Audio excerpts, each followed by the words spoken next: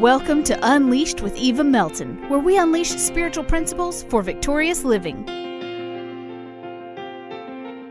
Hello, everybody. Welcome back to Communal Expressions. This is your host, Eva. Today in the studio with me is Dani George. Dani, how are you today? I'm good. How are you? I'm doing great. So glad you could join me today. So, y'all, I met Dani about 8 or 9 months ago at an event here in Birmingham that I just saw on Facebook, and I kept feeling like I needed to be there. And it was sponsored by her and one of her friends, and it was a free event. And I met three ladies that day that I still, for the first time that day, that I still have communications with on a continuous basis. And it just kind of blessed my life. And so I wanted you to meet one of them. And so Dani is one of those people. Dani, I'm just so proud of the work that you do in the city of Birmingham and in Alabama. Can you tell Thank our you. listeners who you are? Okay. That's a good question.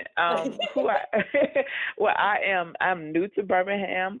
September will make 2 years that I've been here. Okay. I have a nonprofit background, so I've worked in several nonprofits in Alabama. More so on the social service side, doing direct services. So I've worked with substance abuse, with individuals with intellectual disabilities, sexual assault services, and in my current role, I work with a nonprofit in Birmingham that helps domestic violence victims, be it male or female. And then just on my off side, I like to do, I would say, a little bit of a lot of little creative things. Like I like to go thrift shopping and find things that some people may have given away, but to make new again. I Mhm. like to I like to do event planning. So like planning events with my friends or things that I kind of see or just kind of doing like create just DIY boards for events. And then also, um, just working trying to think what else I do. So just kind of event planning and then also just and just also just doing clothing. And also just a little bit on the side, I also do styling. So a person may come to me and they kind of want a little bit more help with kind of getting their closet together or kind of getting new pieces for events or for the whole wardrobe. And so they had just kind of grown out of my own love of clothing and kind of putting things together and putting pieces together. So other people have kind of seen that and kind of have encouraged me to go to that route. So I do a little bit of everything I Yes, you do. Yes, you do. And so, y'all, Danny is going to be helping me with my wardrobe here soon. We've already had our first consultation, so you can look her up as Yeah. Danny G. I know on Facebook. That's also on Instagram, right? Yes, it is. Also on Facebook. Okay, so first thing I want to talk about, you are a blogger. You are a blogger. I've been checking out your blog, and today, Yeah. with everybody going to the podcasting, the voice route, it is Mhm. still good to check out some blogs for those of us who like to read. Most definitely. Most And definitely. I have been talking about at church sometimes about, do the work that is assigned to you, do the work that is Mhm. assigned to you. And you've had a series of blogs to come out called Doing the Work. Doing the work. Mhm. Doing the Work. Can you tell us at a high level, what is that series dedicated to? Okay.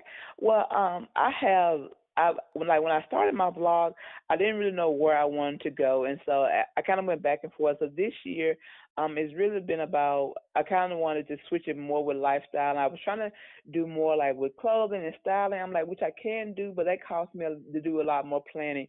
And so for my lifestyle, I just try to also delve into pieces that's important to me. So one of the pieces that is important to me in my work, just professionally and has come through personally, is just talking about sexual assault. I think a lot of time when it comes to sexual assault, people don't want to talk about it, or they're okay with having closed conversation, but not as far as talking about it in public. But that's how sexual assault, and that's how a lot of things that's that is negative in the world is allowed to kind of continue and kind of shine in the darkness is because no one wants to talk about it and bring it out of the darkness. And so my series for I did it for the month of April because the April is known, and again, just me working in the field is known as the Sexual Assault Awareness Month. And so most time there's organization that's sometime near you, or at least in the state, that does monthly event. So that's why I kind of focused on that. Was one, I wanted to kind of interview people, interview women that I had worked with, or I know about, who is doing the work in the sexual assault field. So I had women who were working. Like I did it for the whole month. I did it for every Wednesday in the month of April. So I had a person who was a survivor, and also she works now as an advocate, as a volunteer advocate for other sexual assault victims. I have a person who was a SANE, which is a sexual assault nurse examiner. So she's been trained to actually do forensic exams on adults, and she probably can do it for kids. Most times she does do it for adults. And then I had a person who works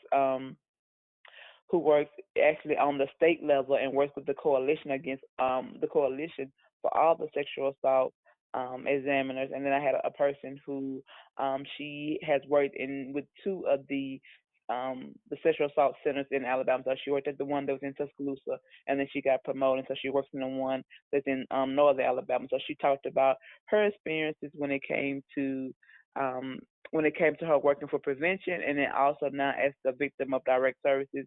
And also I wanted her intake in how sexual assault looked in the rural area, because a lot of times that's how I got my first start, was working in the rural area. And a lot of times there's backlash in the urban cities, but there's non-existent talking about in the rural area. So getting people to talk about, or how you're able to reach the congregation, or the people who say, oh, it doesn't happen in this small county, or it doesn't happen in this small city.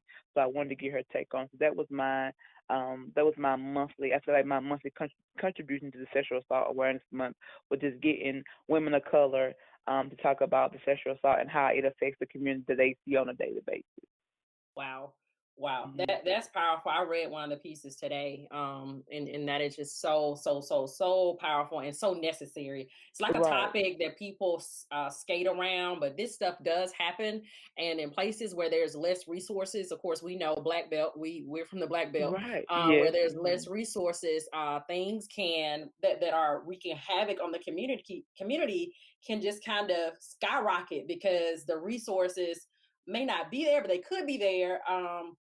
And maybe not as much technology to access those resources. It's just interesting, especially when you have houses that are spread out over miles, and right, the infrastructure is exactly. not there for organizations to get there. It's like if you're in the city of Birmingham, how quick it is to get to the east side or the west side. You know what I mean? Right, most definitely, and even just as far as when it comes to just medical care, because like when I was working, my area was like the back belt, so it was Dallas Perry and Wilcox County. So what I had to do was, if a person came to the local hospital, in that area is only one, and it's a small one in Wilcox, but the main one is in Selma. So if they came to the one in Selma, I would be responsible to actually transport them there from Selma to Montgomery to get a forensic exam. So as I was leaving from that position, they were working on getting a RV for them to be able to kind of go down there and kind of be just there as a mobile unit, compared to a person having to drive. Because Hmm. From Selma to Montgomery is 45 minutes by car.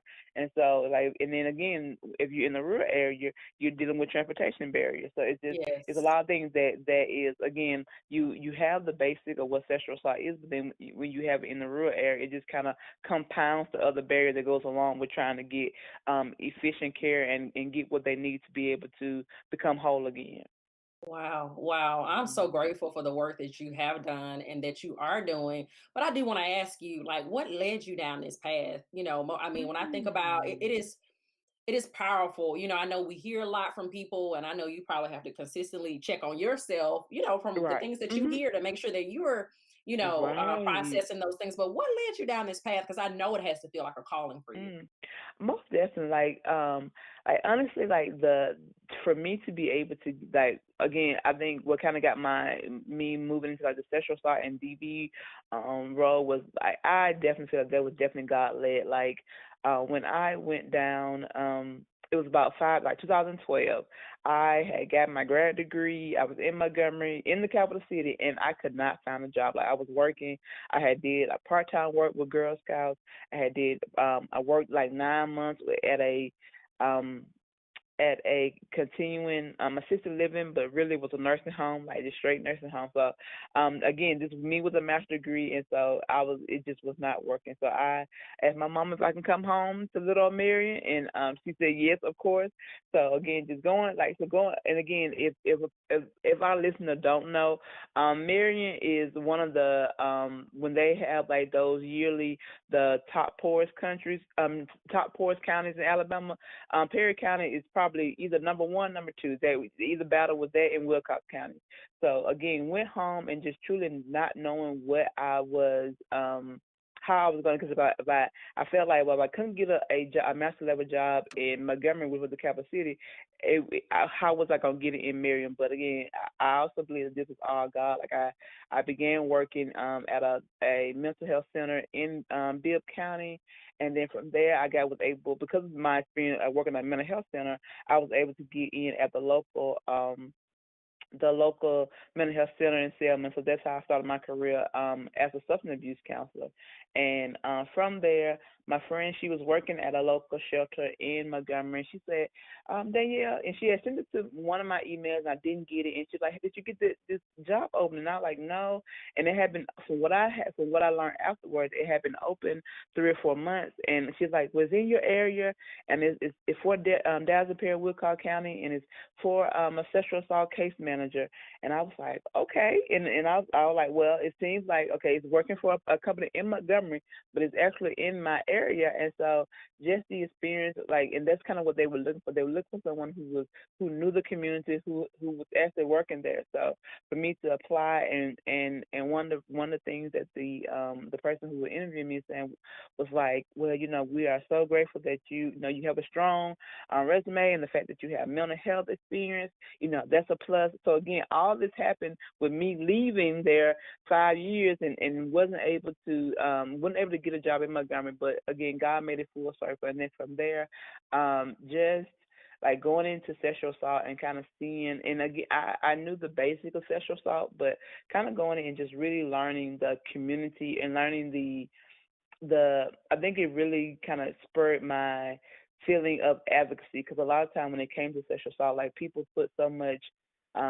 emphasis on either telling a person to kind of forget about it, or not being supportive, or honestly like turning the back on the person and not believing them. And so that just kind of spurred my further interest in making sure that a person feels believed, and a person feels make sure they feel that they have someone in their corner, because a lot of times there's a lot of people in this world, but a lot of times people don't feel like they are connected to people, and they don't feel like they have someone who's truly is not judgmental, or not um or not in their corner. So like I think with that really spurred my way to just know that even though if I ever got out of the field of sexual assault, it was still going to be something that was going to be near and dear to me, because I think there's so many people who go through this on a daily basis, and they don't get the help they need, or they don't get the support that they need. And like the least I can do is make sure that they feel in that moment of really being completely vulnerable and completely bare, that I can provide the emotional support to let them know that they're not alone.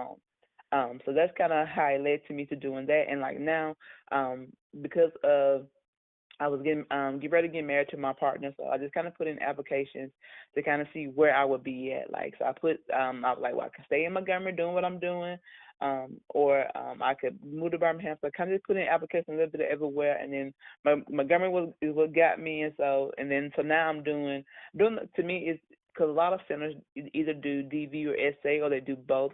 So I feel like it's two sides of the same coin. So now that I have moved away from doing sexual violence as a career, but I still say that I work on it on my personal side, but then now I work with domestic violence victims. Which again, it's still about empowering the victim. Mostly women. It does happen to men, but mostly women.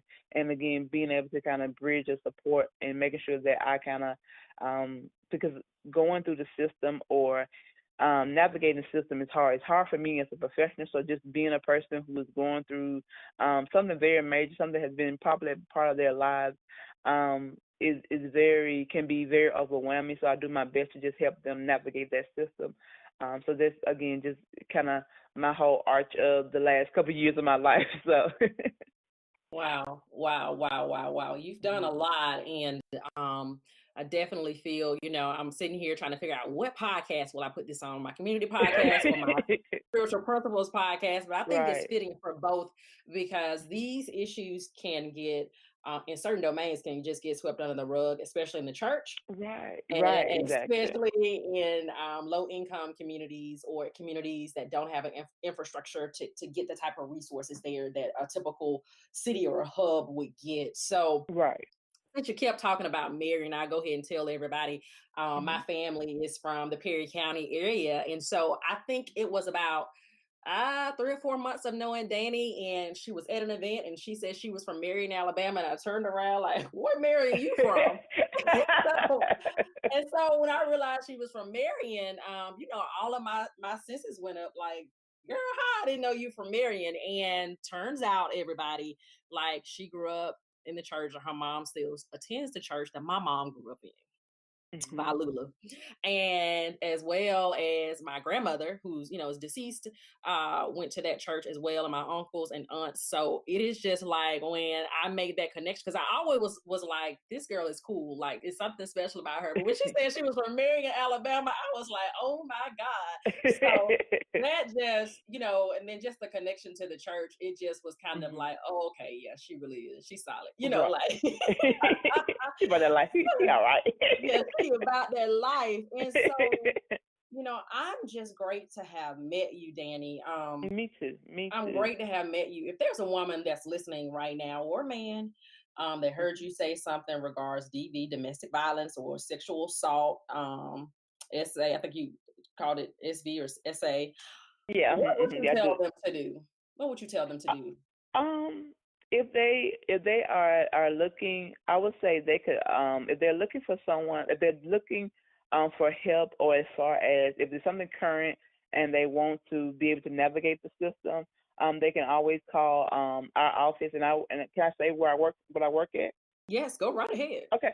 Okay. So I work at a one place family justice center, and a family, and I say this, guys, so I gotta explain what a family justice center is. So a family justice center is a model that was kind of put together over like the last like 20 years, and so it is a lot of times most family justice center models is based on helping domestic violence, sexual assault victims be able to navigate the system without having to go to a lot of places. And so where I work at is in Southside Birmingham, and it's called One Place Family Justice Center. And so I'm there to represent domestic violence victims, but we also have persons who's there to help sexual assault victims kind of navigate the legal system. We also have a SANE nurse, which is a sexual assault nurse examiner, who helps people if they need to do a forensic exam. We also have persons from the Jefferson County DA's office and from Birmingham Police Department. And so, if a person is needing to kind of be able to navigate the legal system, or is looking for just assisting with domestic violence help, they can always call our number, which is 453-7261. The hours of operation is Monday to Friday from 8:30 to 4:30. But then if there's something that's we also have a 24-hour, 7 days a week crisis line that's for domestic violence, and that's 322-4878. But again, like I am a person that like I have really learned with this past job that I'm okay with people telling me no, and I'm okay with finding other resources. So if sometimes people have come to me and they said they've already done this, they've already done that, I'm okay with doing it again. And sometimes I get the same results, and sometimes I get different results. But I feel like it's my job to at least be able to walk with that person through that process again, because it's already hard and you're already doing a lot. And sometimes people can kind of just give you a number and say, "Oh, just call that number," but not knowing that if I give you a number to call, it's because I have researched that number and I feel like they are good and I can trust them. But it's like I know how difficult it is to be a professional and to navigate the system. So to be someone who's going through trauma and also trying to navigate it, it can be hard. So if a person kind of wants someone to be able to help them navigate it, I'm definitely there to let them know. So again, my number to my office is area code 205-453-7261. And then again, I always tell people, if I don't know the answer, I find out who has the answer and get you in contact with them.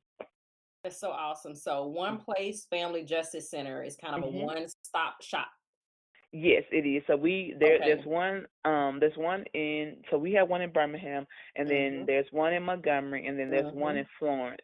So they're again we're all on that same family justice center model, where it's like we try to make it be like I said, just a one stop shop that helps domestic violence and sexual assault victims. And sometimes you have other victims of violent crime come, and we do our best to help them navigate the right person that they can kind of get them to. So nobody who comes in, we truly turn away. For the most part, we just try to get them in contact with the right person, so they can get what they need and not feel like they're being left out.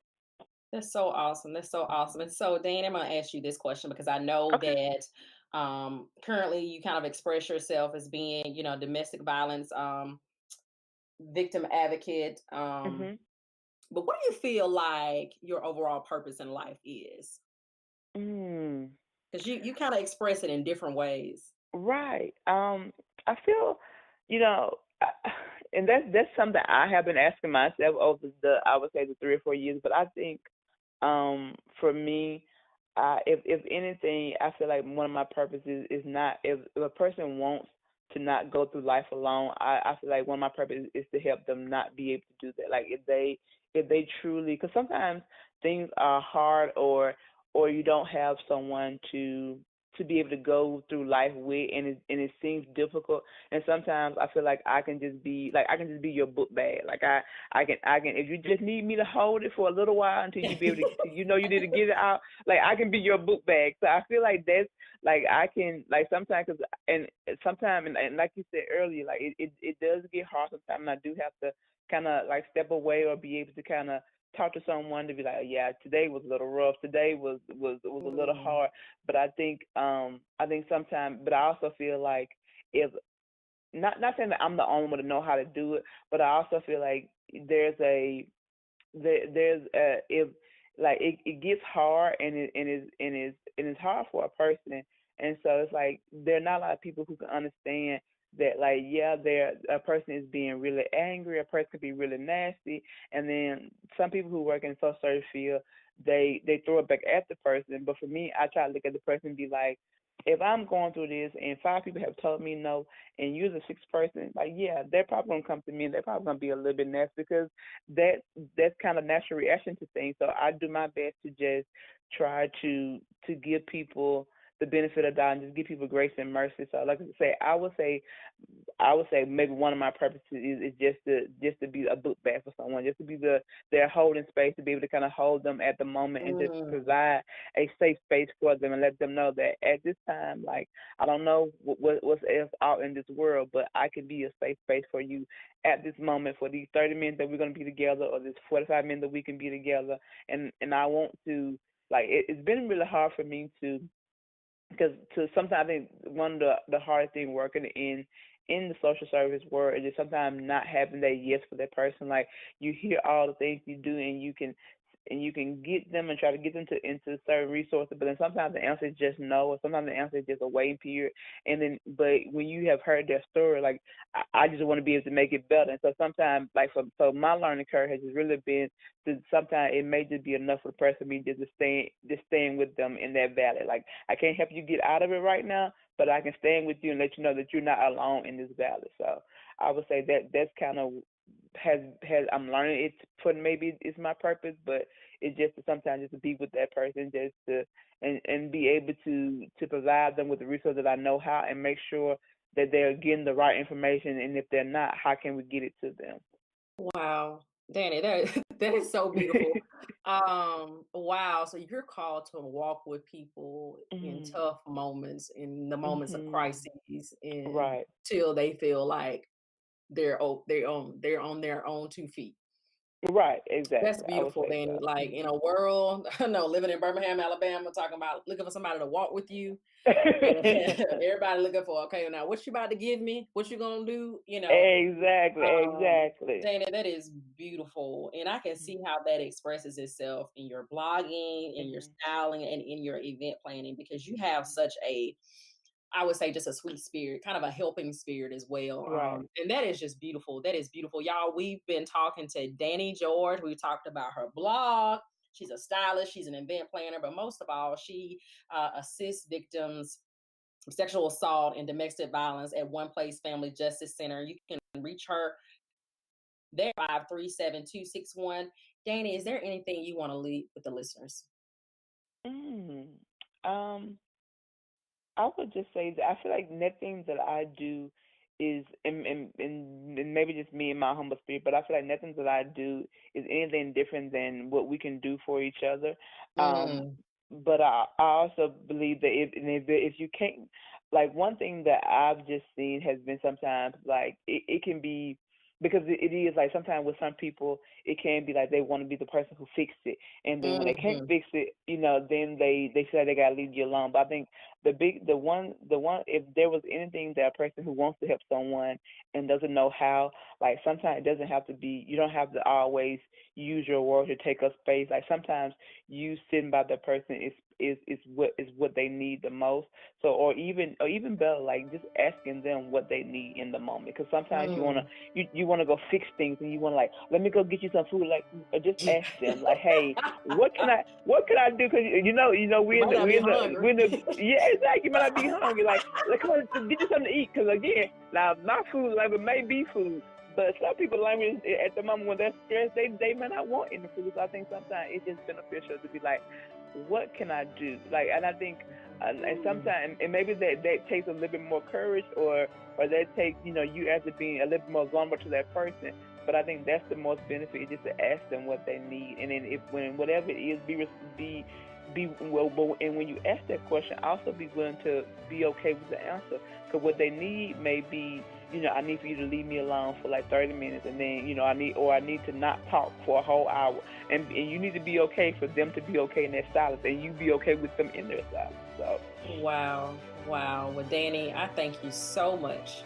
Thank you so much for thank coming to you, thank share who you. you are. We've got some jewels in Birmingham, everybody, and I don't want y'all to miss them in this world of social media and events every time you turn around. But make sure the events that you go to are transformational, and that's what I felt about the event that I went to. And I met Dani, I met Renee, and I met Christine all at this one event. And hey, I met some friends I feel like I'm gonna have for life wherever they move. I feel Agree, like I'm gonna agree. have them for life. So Dani, you know what? I appreciate you. Thanks for listening to Unleashed with Eva. I hope you were inspired, encouraged, and motivated to tackle a new week. For more information about the show, check out www.evamelton.com.